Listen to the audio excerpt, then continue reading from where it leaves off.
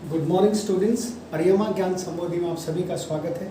आज की इस ज्ञान संबोधि में हम इतिहास के अति महत्वपूर्ण विषय मुगल काल पर चर्चा करेंगे। स्टूडेंट्स, ये मैंने 50 प्रश्नों का संकलन किया है जो प्रतियोगी परीक्षाओं के लिए अति महत्वपूर्ण प्रश्नावली है। आइए इन प्रश्नों पर चर्चा करते हैं। मुगल कालीन भारत में राज्य की आय का मुख्य स्रोत था भू राजस्व। भू राजस्व होता है जिसे हम भूमि कर कहते हैं। ये भूमि कर भू राजस्व जो है मुगल काल की आमदनी का एक बड़ा ही महत्वपूर्ण हिस्सा था। दूसरा प्रश्न देखिए, मुगल काल में सेना का प्रधान मीर बख्शी होता था। मीर बख्शी को आप सेनापति भी कह सकते हैं। ये मुगल काल में सेना का प्रधान होता था मीर बख्शी। मुगलों की अदालत में फारसी भाषा प्रयोग की जाती थी। फारसी जो है मुगलों की राजभाषा होती थी, इसलिए उनकी अदालतों के अंदर भी फारसी भाषा के अंदर ही फैसले सुनाए जाते थे। मनसबदारी प्रणाली अकबर ने शुरू की थी। मनसबदारी प्रणाली एक प्रकार की सैन्य व्यवस्था थी जो अकबर ने शुरू की थी, और उसमें मनसबदार का जैसा ओहदा होता था उसके हिसाब से उसको मनसब प्रदान किया जाता था। 5000 का मनसब, 2000 का मनसब, 10,000 का मनसब, इस प्रकार से मनसबदारी व्यवस्था एक प्रकार की सैन्य व्यवस्था होती थी। जब केंद्रीय सत्ता को सिपाहियों की आवश्यकता होती थी युद्ध में, तो उनके जो मनसबदार होते थे, जितने का मनसबदार होता था वो अपनी सेना लेकर के आ जाता था, और इस प्रकार से मुगलों को एक प्रकार से सैनिक सहायता मिल जाती थी। उसको हम मनसबदारी प्रथा कहते थे। सती प्रथा की निंदा करने वाला सम्राट अकबर था। अकबर आपको पता है वैसे तो अनपढ़ था, लेकिन उसके अंदर बहुत सारी बड़ी खासियत बातें भी थी उसके अंदर, और वो जो है उसने बहुत सारे सामाजिक सुधारों में भी रुचि ली थी। तो उसमें से एक सती प्रथा भी थी। सती प्रथा का उसने जो है अपने कार्यकाल के अंदर जो है उसने इस बात का निंदा भी की थी। और फिर ब्रिटिश काल में जाकर के आपको पता है 1829 में लॉर्ड विलियम बेंटिंग के समय में सती प्रथा पर पूरी तरह से प्रतिबंध लगा दिया गया था। 1526 में पानीपत की पहली लड़ाई में, जैसा कि आपको पता है, मुगल साम्राज्य की नींव पड़ी थी। पानीपत का पहला युद्ध इब्राहिम लोदी और बाबर के बीच में हुआ था। बाबर उस समय काबुल का शासक था और उसने जो है 1526 में भारत पर आक्रमण किया था। इब्राहिम लोदी इस युद्ध में हारा था और बाबर जीत गया था, और बाबर ने जो है इस प्रकार भारत में मुगल साम्राज्य की नींव पड़ी थी। दूसरा आपको पता है कि जो है पानीपत का दूसरा युद्ध 1556 ईस्वी में हुआ था अकबर और हिमू के बीच में।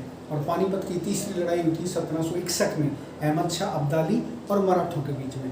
तो जो पानीपत के पहले दो युद्ध हैं ये मुगल सम्राटों के बीच में हुए थे, और जो तीसरा युद्ध हुआ था वो अहमद शाह अब्दाली और मराठों के बीच में हुआ था। इस प्रकार पानीपत के 3 युद्ध हुए थे, 1526 ईस्वी में, 1556 ईस्वी में, 1761 ईस्वी में। उसके बाद आप आइए, मुगल शासक औरंगजेब को आलमगीर कहा जाता था।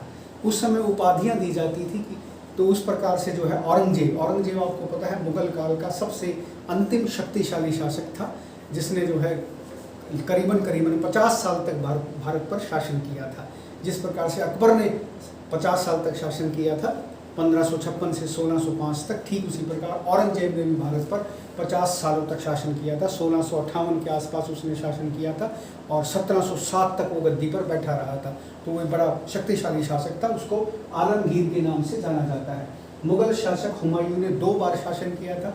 जैसा कि आपको पता है जब बाबर की मृत्यु हो गई तो उसका पुत्र हुमायूं गद्दी पर बैठा था, लेकिन उसको शेर शाह सूरी ने युद्ध में हरा दिया था और 1540 में उसको भारत से भागना पड़ा था। फिर दोबारा जो है वो गद्दी पर 1555 में बैठा था। तो 1555 में कुछ समय के लिए गद्दी पर बैठा था, फिर उसका देहांत हो गया था। तो इस प्रकार से मुगल शासक हुमायूं 2 बार गद्दी पर बैठा था। आगे आइए क्वेश्चन पे।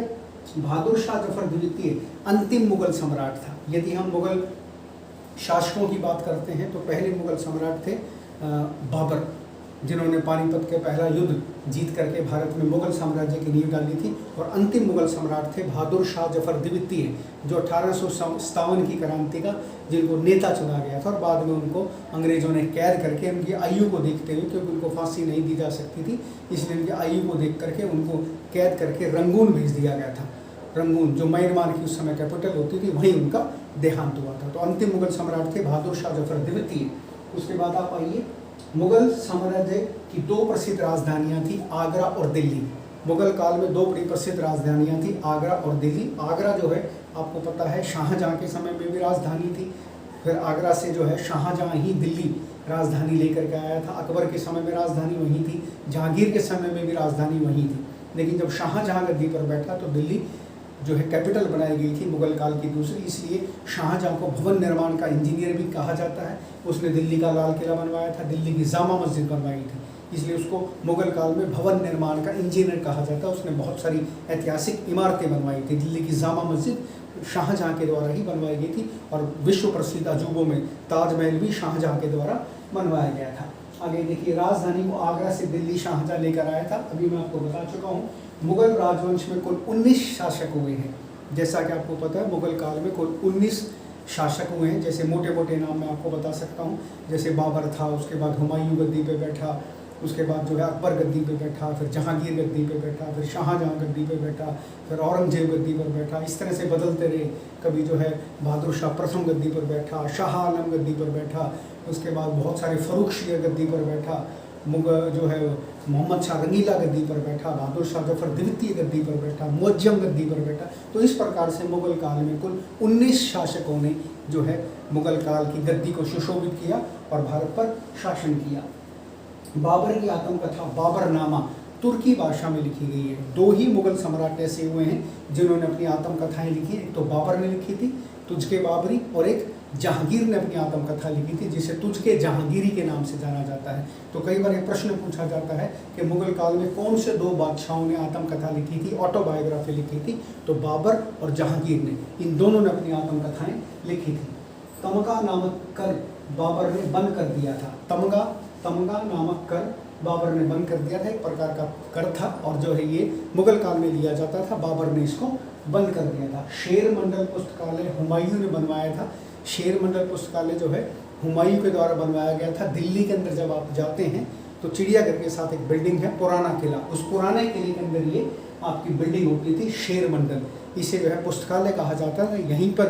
यहीं पर सीढ़ियों से गिर करके जो है हुमायूं की मृत्यु हुई थी। उसे पढ़ने का शौक था तो उसने पुस्तकालय बनवाया था। दिल्ली के पुराने किले को दीन पना नाम से जाना जाता था। तो दीन पना जो किला था उसी के अंदर ये शेर मंडल नाम का पुस्तकालय था, जहाँ की सीढ़ियों से गिर करके मुगल सम्राट हुमायूं की मृत्यु हुई थी। दास प्रथा की समाप्ति मुगल सम्राट अकबर ने की थी। जैसा कि मैंने आपको ऊपर भी बताया था, अकबर एक समाज सुधारक मुगल शासक था। उसने बहुत सारी चीज़ों पर पाबंदी लगाई थी और उसने जो है दास प्रथा पर भी प्रतिबंध लगाया था। उसने सती प्रथा का भी जो है विरोध किया था। उसने जो हिंदू समाज के अंदर जो उस समय सामाजिक कुरीतियाँ थी अपने शासनकाल में उनका विरोध करने का प्रयास किया था। जिन पर वो प्रतिबंध लगा सकता था उस पर उन सामाजिक कुरीतियों पर अकबर ने प्रतिबंध लगाने का भी महान कार्य किया था। जहांगीर के बचपन का नाम मोहम्मद सलीम था। सलीम अकबर का जो है बड़ा बेटा था जो बाद में गद्दी पर बैठा था। बाद में उसको उपाधि मिली थी और उसको जहांगीर के नाम से जाना गया। उसके बाद आइए तुझके जहांगीर की आत्मकथाएं मैं आपको बता चुका हूँ। 2 मुगल सम्राटों ने आत्मकथाएं लिखी थी। तख्ते ताउस शाहजहाँ का सिंहासन था। तख्ते ताउस बड़ा प्रसिद्ध सिंहासन था जिसे मयूर सिंहासन के नाम से भी जाना जाता है। इस सिंहासन को शाहजहाँ ने बनवाया था और ऐसा माना जाता है जब नादिर शाह ने दिल्ली पर आक्रमण किया था और उस समय मोहम्मद शाह रंगीला मुगल बादशाह था, तो मुगल बादशाह मोहम्मद शाह रंगीला से जो है ईरान का शासक नादिर शाह इस तख्ते ताउस को, जिसे मयूर सिंहासन के नाम से जाना जाता है, इसे लूट करके ले गया था। और ऐसा माना जाता है उसने जो है उस समय करीबन 500 करोड़ रुपए की लूट की थी। लाल किले के बाहर बहुत सारी चीज़ों को जो है गधों पे और घोड़ों पे लाद करके वो अपने ईरान के अंदर ले गया था। उसी समय जो है वो प्रसिद्ध विश्व प्रसिद्ध कोहिनूर का हीरा भी मोहम्मद शाह रंगीला से छीन करके लेके गया था। बाद में जिसे शाह सुजा से जो है महाराजा दिलीप सिंह ने लिया था। तो इस प्रकार से कोहिनूर हीरा भी कहीं ना कहीं मुगल बादशाहों से जुड़ा हुआ है। आगे आप देखिए, शाहजहाँ ने मल्लिकाए जमानी की उपाधि अर्जुमन बानो बेगम को दी थी जिसे मुमताज़ बेगम के नाम से जाना जाता है। देखिए, मुगल काल के अंदर मल्लिकाए जमानी की उपाधि उसको दी जाती थी जो सबसे पहले सल्तनत के लिए वारिस पैदा करती थी। तो जो सबसे बड़ा बेटा होता था, जो सबसे पहले लड़का होता था, क्योंकि उस समय मुगल बादशाह बहुत सारे विवाह करते थे, तो जो सबसे पहला विवाह जिस भी रानी से होता था तो उसको जो है ये उपाधि दी जाती थी मल्लिकाए जमानी की। तो उसने अर्जुमन बानो बेगम को दी थी जिसे मुमताज़ महल के नाम से भी जाना जाता है, जिसकी याद में ताजमहल बनाया गया था। काजी उल कुजात न्याय विभाग का प्रधान होता था। तो मुगल काल में काजी उल कुजात न्याय विभाग के प्रधान को कहते थे, जो मुगल काल में न्याय व्यवस्था की देखरेख करता था। मुगल काल में मुद्रा के रूप में हुंडी का प्रयोग किया जाता। मुद्रा एक प्रकार की सरकारी कार्यों में इस्तेमाल की जाती थी, इसको हुंडी कहा जाता था। ये मुगल काल में हुंडी के नाम से प्रसिद्ध थी। मुगल काल में चित्रकला का सबसे ज़्यादा विकास जहांगीर के शासनकाल में हुआ था। मैं आपको बताना चाहूँगा कि जहांगीर स्वयं भी एक बहुत अच्छा चित्रकार था। उसके समय के बड़े मशहूर चित्रकार हुए, मंसूर का नाम आपने सुना होगा, वो जहांगीर के शासनकाल का एक चित्रकार था। तो जहांगीर और शाहजहां के शासनकाल में मुगल चित्रकला का सबसे ज़्यादा विकास हुआ था, और जहांगीर के शासनकाल में सबसे ज़्यादा हुआ था क्योंकि जहांगीर स्वयं भी एक बहुत अच्छा चित्रकार था। आगे देखिए, मुगल काल का प्रसिद्ध संगीतज्ञ तानसेन था, जिसे रामतनु पांडे के नाम से भी जाना जाता है। स्टूडेंट्स, जैसा कि आपको पता है अकबर के दरबार में नवरत्न थे, तो उन नवरत्नों में एक तानसेन भी था। तानसेन आपको पता है, तानसेन रामतनु पांडे के नाम से जाना जाता है, और ऐसा माना जाता है तानसेन जो राग गाता था वो आज भी कोई राग नहीं गा सकता था, उस जैसा संगीतज्ञ दोबारा नहीं हो सका। अकबर के समय में दो ही बड़े महान संगीतकार हुए जिनका इतिहास में नाम लिया जाता है, या तो तानसेन का या बैजू बावरा। बैजू बावरा दोनों ही एक ही गुरु के शिष्य थे। आगे आइए, तानसेन का मकबरा ग्वालियर में है। ग्वालियर आपको पता है मध्य प्रदेश में है, तानसेन का मकबरा वहाँ है, इसलिए मध्य प्रदेश सरकार के द्वारा तानसेन पुरस्कार भी दिया जाता है, और तानसेन के जन्म दिवस पर उसके मकबरे पर कव्वाली का आयोजन भी किया जाता है। आगे देखिए, मुगल काल में जिले को सरकार के नाम से जाना जाता था। जैसे वर्तमान में अगर हम हरियाणा की बात करते हैं तो वर्तमान में हरियाणा में जो है जिला कहा जाता है। अगर आप उत्तर प्रदेश में जाते हैं तो वहाँ जनपद कहा जाता है। ठीक उसी प्रकार से मुगल काल में जो है जिले को सरकार कहा जाता था। जहांगीर ने सिख गुरु अर्जुन देव जी की हत्या कराई थी। आपको पता है सिखों में 10 गुरु हुए, उनमें से 2 गुरुओं की हत्या जो है मुगलों ने करवाई थी। उसमें गुरु अर्जुन देव जी की हत्या जहांगीर ने कराई थी, और गुरु तेग बहादुर जी की हत्या औरंगजेब ने करवाई थी। तो गुरु तेग बहादुर जी और गुरु अर्जुन देव जी, इन 2 सिख गुरुओं की हत्या मुगल बादशाहों ने कराई थी। अर्जुन देव जी की हत्या जहांगीर ने करवाई थी, और तेग बहादुर जी की हत्या जो है मुगल सम्राट औरंगजेब ने करवाई थी। कंधार जहांगीर के शासनकाल में साम्राज्य से अलग हुआ था। कंधार आपको पता है अफगानिस्तान के अंदर है। काबुल कंधार आप सुनते हैं, जो है बाबर ने जो है काबुल पर अपना अधिकार किया था, तो काबुल कंधार उस समय उसके अधिकार क्षेत्र में होता था। और जहांगीर के शासनकाल में जो है कंधार जो है मुगल साम्राज्य से अलग हो गया था, स्वतंत्र हो गया था। सैयद बंधुओं को मुगल सम्राट मोहम्मद शाह रंगीला ने हराया। तो मैं बताना चाहूँगा, सैयद बंधु मुगल काल में बड़े प्रसिद्ध अधिकारी हुए हैं, और ये जो है बहादुर शाह प्रथम के समय जो है मुगल दरबार के बड़े उच्च अधिकारी थे। इनको उस समय किंग मेकर के नाम से भी जाना जाता है। ये किंग मेकर माने जाते हैं। इन्होंने ऐसा माना जाता है कि 4 मुगल बादशाहों को गद्दी पर बैठाने में बड़ी महत्वपूर्ण भूमिका निभाई थी। उसमें बहादुर शाह प्रथम था, उसमें मोहम्मद शाह रंगीला था, उसमें आपका जो है फरूख शियर था। इस प्रकार से 4 मुगल बादशाहों को गद्दी पर बैठाने में इन सैयद बंधुओं ने बड़ी महत्वपूर्ण भूमिका निभाई थी, इसलिए इनको उस समय मुगल काल में किंग मेकर भी कहा जाता था। एक भाई अब्दुल्ला के नाम से प्रसिद्ध था, और एक भाई का नाम था हुसैन अली। तो हुसैन अली और अब्दुल्ला ये दोनों सैयद बंधु कहलाते थे। इन्होंने 4 मुगल बादशाहों को गद्दी पर बिठाने में अहम भूमिका निभाई थी। मुगल काल में इन्हें किंग मेकर के नाम से जाना जाता था। शराब और भांग पर मुगल सम्राट औरंगजेब ने प्रतिबंध लगाया था। जैसा कि आपको पता है औरंगजेब एक सुन्नी मुसलमान था, और धर्म के मामले में बड़ा कट्टर था। जब वह गद्दी पर बैठा तो उसने सारी चीज़ों पर प्रतिबंध लगा दिया था। वो स्वयं भी शराब नहीं पीता था, नाच गाने नहीं देखता था। उसके काल में जितने भी संगीतकार थे, जितने भी कलाओं के संरक्षक लोग थे, वो सभी मुगल दरबार से एक तरह से चले गए थे, कि उसने सारी कलाएं बंद कर दी थी। वो जो है सुन्नी मुसलमान था, तो बड़ी कट्टरता के साथ जो है अपने धर्म का पालन करवाता था। तो उसने संगीत पर पाबंदी लगा दी, शराब पर पाबंदी लगा दी, और भी जो मुगलों में पहले से दरबारों में होता था, जो भी चित्रकारी होती थी, वो सारी चीज़ों पर जो है औरंगजेब ने प्रतिबंध लगा दिया था। आगे देखिए, ब्रिटिश सरकार द्वारा अंतिम मुगल सम्राट बहादुर शाह जफर को निर्वासित करके रंगून वर्तमान म्यांमार भेज दिया गया था। जैसा कि मैंने आपको बताया, जब 1857 की क्रांति हुई थी, तो उसमें क्रांतिकारियों ने जो है अंतिम मुगल सम्राट बहादुर शाह जफर द्वितीय को अपना जो है नेता बनाया था। तो बाद में अंग्रेजों ने जब 1857 की क्रांति पर नियंत्रण कर लिया, तो उस समय जो है बहादुर शाह जफर द्वितीय की आयु थी 82 वर्ष। तो इसलिए उनको कैद करके रंगून भेज दिया गया था। फिर वहीं कारावास में ही उनकी एक प्रकार से मृत्यु हो गई थी। सिक्कों पर कलमा खुदवाना औरंगजेब ने बंद किया था। तो अब स्टूडेंट आपके दिमाग में आ रहा होगा, कलमा किसे कहते हैं? कलमा जो है एक प्रकार से इस्लाम का मूल मंत्र होता है। इस्लाम के मूल मंत्र को कलमा कहते हैं। आपने सुना होगा, कलमा होता है बिस्मिल्लाहिर्रहमानिर्रहीम ला इलाहा इल्लल्लाह मुहम्मदुर रसूल अल्लाह। इसको हम कलमा कहते हैं। तो जब औरंगजेब गद्दी पर बैठा तो उसने इन सारी चीज़ों पर प्रतिबंध लगा दिया था। मैंने बताया वो जो है सुन्नी मुसलमान था और वो धर्म के मामले में काफ़ी कट्टर था, तो उसने इन सारी चीज़ों पर प्रतिबंध लगा दिया था। उसका मानना था कि सिक्कों पर जो है कलमा नहीं खुदवाया जाना चाहिए, क्योंकि सिक्का कभी ज़मीन पर भी गिरेगा तो उससे कहीं ना कहीं अल्लाह का अपमान होगा। तो इसलिए उसने अपने कार्यकाल में जो है कलमा खुदवाना बंद कर दिया था। ईस्ट इंडिया कंपनी को भारत में व्यापार करने का फरमान मुगल सम्राट जहांगीर ने दिया था। जैसा कि आपको पता है अकबर के समय में भी जो है ब्रिटिशर्स भारत में आए थे, लेकिन जहांगीर के समय सर टॉमस रो आया था, आपने नाम सुना है। विलियम हॉकिंस आया था। सर टॉमस रो और विलियम हॉकिंस जहांगीर के दरबार में आए थे।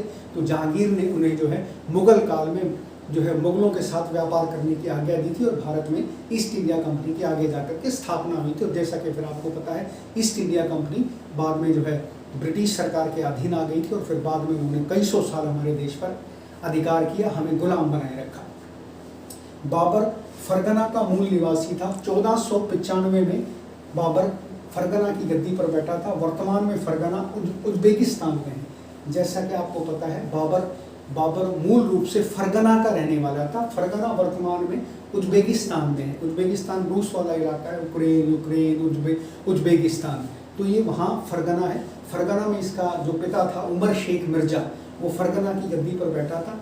तो जब उमर शेख मिर्जा की मृत्यु होगी, जब बाबर गद्दी पर बैठा, तो वहाँ के जो कबीले थे उन कबीलों ने मिल करके जो है बाबर को हरा दिया था और उसे फरगना से भागना पड़ा और फिर उसने वहाँ आगे जा करके उसने काबुल पर अधिकार कर लिया। फिर काबुल से वो भारत में आया था। तो इस प्रकार से वो फरगना का मूल निवासी था और 1495 में अपने पिता उमर शेख मिर्जा की मृत्यु के बाद गद्दी पर बैठा था और उसके बाद जो है उसको वहाँ से भागना पड़ा। फिर उसने काबुल पर अधिकार किया, फिर वह भारत में आया। आगे देखिए, खानवा का इसमें बाबर और महाराणा सांगा के बीच में हुआ था। खानवा का बड़ा प्रसिद्ध युद्ध था 1526 की पानीपत की लड़ाई के बाद। महाराणा सांगा, जैसा कि आपको स्टूडेंट्स पता होगा, महाराणा सांगा जो है उत्तर भारत का सबसे शक्तिशाली शासक था। तो बाबर को पता था कि अगर उत्तर भारत पे अपना अधिकार करना है तो महाराणा सांगा को पराजित करना अति आवश्यक है, क्योंकि महाराणा सांगा, ऐसा माना जाता है कि पानीपत की लड़ाई के बाद महाराणा सांगा का एक प्रकार से कांटा निकल गया था, क्योंकि महाराणा सांगा भी चाहता था कि इब्राहिम लोदी हारे और उसका दिल्ली पर अधिकार हो जाए, लेकिन उसे ये नहीं पता था कि मुगल भारत में ही रुक जाएंगे। तो जब उसको लगा कि बाबर भारत से बाहर नहीं जाएगा, तो 1527 में जो है खानवा का युद्ध हुआ था बाबर और महाराणा सांगा के बीच में। इसमें महाराणा सांगा की हार हुई थी। तो इस प्रकार से जो है बाबर ने धीरे धीरे भारत में मुगल साम्राज्य की स्थापना की और 1530 तक उसने भारत में मुगल साम्राज्य एस्टैब्लिश कर दिया था और 1530 में बाबर की मृत्यु हो गई थी। फिर हुमायूं गद्दी पर बैठा था। आगे आइए, मुगल शासक हुमायूं सप्ताह के 7 दिन अलग अलग रंग के कपड़े पहनता था। ऐसा माना जाता है हुमायूं जो है एस्ट्रोलॉजी में विश्वास करता था।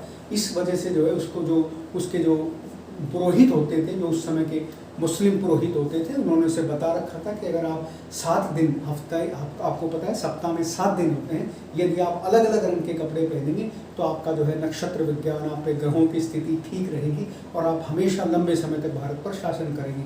तो एक प्रकार से अंधविश्वासी था, एस्ट्रोलॉजी में विश्वास करता था।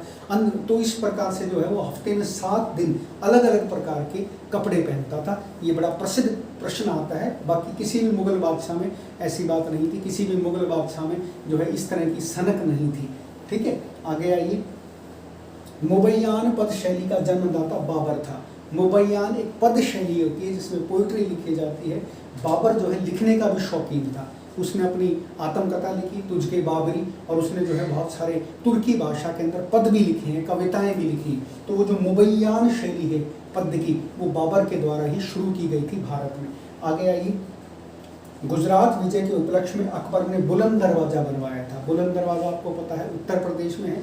जब उसने गुजरात विजय प्राप्त की थी तो उसने बुलंद दरवाजे का निर्माण किया था। ऐसा माना जाता है कि बुलंद दरवाजा 176 फीट 176 फीट ऊंचा है और ये भारत में सबसे ऊंचा द्वार है। तो ये जो बुलंद दरवाजा अकबर ने बनवाया था, ये गुजरात विजय के उपलक्ष्य में जो है इसने आगरा से आप जाते हैं 15 किलोमीटर दूर है फतेहपुर सीकरी में बुलंद दरवाजा है जो 176 मीटर ऊंचा है, 176 फीट ऊंचा है और जो है भारत में सबसे ऊंचा दरवाजा माना जाता है।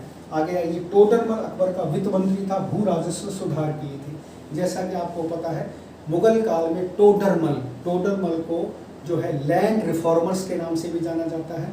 वो अकबर का फिनेंस मिनिस्टर था, वित्त मंत्री था। और एक खास बात आपको मैं बताऊं, टोडरमल ने जो है शेरशाह सूरी के साथ भी काम किया था। जब भारत पे शेरशाह सूरी का शासन हो गया था तो शेरशाह सूरी ने जब हुमायूं को युद्ध में हरा करके भारत में जो है उसकी अफगान शासन की स्थापना की थी, तो उस समय जो है टोडरमल उसका भी वित्त मंत्री था। तो अकबर, आपको पता है, फिर उसमें कालिंजर के घेरे में एक बम का आग्नेय अस्त्र का प्रयोग करते हुए शेरशाह सूरी जो था बम ब्लास्ट होने की वजह से मारा गया था। फिर बाद में उसके कुछ वंशजों ने शासन किया। तो इस प्रकार से करीबन जो है 15 सालों तक अफगानों का भारत में शासन रहा। तो उस दौरान टोडरमल जो है शेरशाह सूरी के दरबार के अंदर वित्त मंत्री था। तो जब अकबर गद्दी पर बैठा तो उसे पता था कि जो है वित्त मंत्री के तौर पे जो है टोडरमल को ही अपने इसमें दरबार में रखा जाए, क्योंकि उसने उस समय उसका काफ़ी नाम था भू राजस्व के मामले में, लैंड रिफॉर्म्स के मामले में। शेरशाह सूरी के तो आपको पता है शासन व्यवस्था, उसके जो डाक चौकियों का निर्माण, GT road, grand trunk road और बहुत कुछ उसने ऐसे कार्य किए थे। तो वित्त मंत्री के तौर पर टोडरमल ने वहाँ अपनी सेवाएं दी थी। तो जब अकबर गद्दी पर बैठा तो अकबर ने भी टोडरमल को अपना वित्त मंत्री बनाया, जो इतिहास में भू राजस्व के नाम से, भूमि सुधारों के नाम से, सुधारकों के नाम में उसकी गिनती की जाती है टोडरमल की। आगे आइए, सूरत बंदरगाह को मुगल काल में बाबुल मक्का कहा जाता था। सूरत आपको पता है गुजरात में है। सूरत मुगलों की सबसे पुरानी और प्रसिद्ध बंदरगाहों में से एक मानी जाती थी। और सूरत बंदरगाह को जो है मुगल काल में बाबुल मक्का के नाम से जाना जाता था। ये बड़ी प्रसिद्ध बंदरगाह थी मुगल काल में। आगे आइए, जहांगीर ने न्याय के लिए महल में सोने की जंजीर लगवाई। ऐसा माना जाता है कि आगरे के किले में, आगरे का किला आप कभी देखेंगे तो आगरे के किले के पीछे यमुना जी है, तो ऐसा माना जाता है कि आगरे के किले में जो है उसने एक सोने की जंजीर लटकवाई थी। और ऐसा माना जाता है कि कोई भी जब उस जंजीर को खींचता था तो राजा को झरोखे में आकर के उस फरियादी की फरियाद सुननी पड़ती थी। और ऐसा माना जाता है कि वो जंजीर यमुना नदी तक लटकी हुई थी। ऐसा कई इतिहासकारों ने अपने ऐतिहासिक लेखों में लिखा है। अलमेरूनी ने और कई इतिहासकारों ने जो है अपने इतिहास लेखकों में ऐसा बताया है, जो मुगल काल में भारत की यात्रा पर आए थे, उन्होंने बताया है कि हमने ऐसी सोने की जंजीर लटकी हुई देखी थी। तो सोने की जंजीर जो है आपके उसमें जहांगीर के शासनकाल में थी। उसको खींचा जाता था और वो जो है जो आवाज़, घंटे की आवाज़ होती थी, वो जहांगीर जहाँ रहता था, जहांगीर का जो रहने का स्थान था, उसमें जाकर के वो घंटा बजता था और जहांगीर को झरोखे में आकर के उस फरियादी की बात सुननी पड़ती थी। तो उसे न्याय की जंजीर के नाम से भी जाना जाता है। आगे आइए, जो चित्रकला का शत्रु है वह मेरा शत्रु है, ये वाक्य इस्तेमाल किया था जहांगीर ने। जैसा कि मैंने आपको बताया, जहांगीर स्वयं भी एक बहुत अच्छा चित्रकार था। उसके समय के बड़े मशहूर चित्रकारों में मंसूर का नाम माना जाता है। तो मुगल चित्रकला का विकास सबसे ज़्यादा जहांगीर और शाहजहाँ के शासनकाल में हुआ था। तो जहांगीर का ही वाक्य है, जो चित्रकला का शत्रु है वह मेरा शत्रु है। अब आ जाइए, हल्दी घाटी का युद्ध 1576 में अकबर और महाराणा प्रताप के बीच में हुआ था। प्रसिद्ध हल्दी घाटी का युद्ध बड़ा प्रसिद्ध युद्ध माना जाता है। 1576 में हुआ था, महाराणा प्रताप और अकबर के बीच में। अकबर की तरफ से जो है उसका सेनापति गया था मान सिंह। तो ऐसा माना जाता है कि राजपूत शासकों में केवल जो है महाराणा प्रताप ही एक ऐसा था जिसने अंत समय तक अकबर की अधीनता स्वीकार नहीं की थी। और अकबर को पता था कि राजपूतों पर जब तक पूर्ण रूप से अधिकार नहीं किया जा सकता जब तक महाराणा प्रताप जो है उनके अधीन ना आ जाए। तो 1576 का बड़ा ऐतिहासिक युद्ध माना जाता है हल्दी घाटी का युद्ध। आगे आइए, गैर इस्लामिक धर्मों से मुगल काल में जजिया कर लिया जाता था। जजिया कर एक प्रकार का धार्मिक कर होता था। उस समय भारत में मुस्लिमों का शासन था, तो जो लोग गैर मुस्लिम थे उनसे अपने तीर्थ स्थानों की यात्रा के लिए मुस्लिम सरकार के द्वारा जजिया कर लिया जाता था। जैसे मुस्लिम काल में अगर आपको हरिद्वार की यात्रा करना है, ऋषिकेश की यात्रा करनी है, बद्रीनाथ की यात्रा करनी है, जगन्नाथपुरी की यात्रा करनी है, तो मुगल शासकों को जजिया कर देना पड़ता था। तो अकबर के समय में जो है ये जजिया कर हटा दिया गया था और फिर बाद में मुगल शासकों में जो है औरंगजेब ने दोबारा से हिंदुओं पर जजिया कर लगा दिया था। बेसिकली हिंदुओं पर लगाया जाता था जजिया कर, ठीक है। तो अकबर के समय जजिया कर हटा दिया गया था, औरंगजेब के समय इसे दोबारा लगा दिया गया था। पारसी लोगों से मुगलों ने नौरोज का त्यौहार लिया था। नौरोज एक बसंत उत्सव माना जाता है। पारसी इस त्यौहार को मनाते हैं। मुगलों ने ये त्यौहार नौरोज का उत्सव जो है पारसियों से लिया था। इसे रंगोत्सव भी माना जाता है, इसे बसंत उत्सव भी माना जाता है। इस दौरान जो है प्रकृति प्रकृति की जो है एक प्रकार से सेवा की जाती है, प्रकृति का उत्सव होता है, रंग बिरंगे गुलालों से एक प्रकार की होली खेली जाती है। तो ये मुगल काल के अंदर बड़ा प्रसिद्ध त्यौहार था नौरोज, जो पारसियों से मुगलों ने अपने शासनकाल में लिया था, और ये वसंत के महीने में, फरवरी के महीने में मनाया जाता था और एक प्रकार का प्रकृति से संबंधित उत्सव होता था। आगे आइए, महाभारत का फारसी अनुवाद अकबर के समय में हुआ था। महाभारत आपको पता है, रामायण महाभारत भारत के दो प्रसिद्ध महाकाव्य हैं, संस्कृत में लिखे गए हैं। इसका फारसी भाषा के अंदर अनुवाद अकबर के समय में हुआ था। अकबर के समय में आपको पता है बड़े प्रसिद्ध इतिहासकार में अबुल फजल ने, जिसने आईने अकबरी लिखी, अकबरनामा लिखा है, उसका भाई था अबुल फैजी। तो ये नवरत्न थे अकबर के दरबार में। तो अकबर ने जो है, अकबर के समय में जो है फारसी भाषा के अंदर महाभारत का अनुवाद हुआ था। राजपूत रानी जोधाबाई अकबर की पत्नी थी। जोधाबाई आपको पता है आमेर के शासक की पुत्री थी। आमेर का जो शासक था उसकी पुत्री थी जोधाबाई। अकबर की प्रसिद्ध हिंदू रानी थी, ठीक है, अकबर की प्रसिद्ध हिंदू रानी थी। और इस प्रसिद्ध हिंदू रानी की वजह से ही अकबर का कहीं ना कहीं झुकाव हिंदू धर्म की तरफ था, इसलिए उसने जजिया कर हटाया था, उसने दास प्रथा समाप्त की थी, उसने जो है सती प्रथा का विरोध किया था, और भी उसने बहुत सारे ऐसे कार्य किए थे जो हिंदू जाति के एक प्रकार से फेवर में थे, पक्ष में थे। और किसी भी मुगल शासक ने शायद हिंदुओं के लिए इतना काम नहीं किया होगा जितना अकबर ने किया था। तो उसका कहीं ना कहीं, ऐसा इतिहासकार मानते हैं, कहीं ना कहीं उसका प्रभाव जो है, उस पर प्रभाव कहीं ना कहीं जो है राजपूत रानी जोधाबाई का भी था। तो स्टूडेंट, इस प्रकार से मैंने मुगल काल के आपको अति महत्वपूर्ण 50 प्रश्नों को मैंने आपको बताया है। ये संकलित 50 क्वेश्चन प्रतियोगी परीक्षा के हिसाब से अति महत्वपूर्ण प्रश्नावली है, और मेरा ऐसा मानना है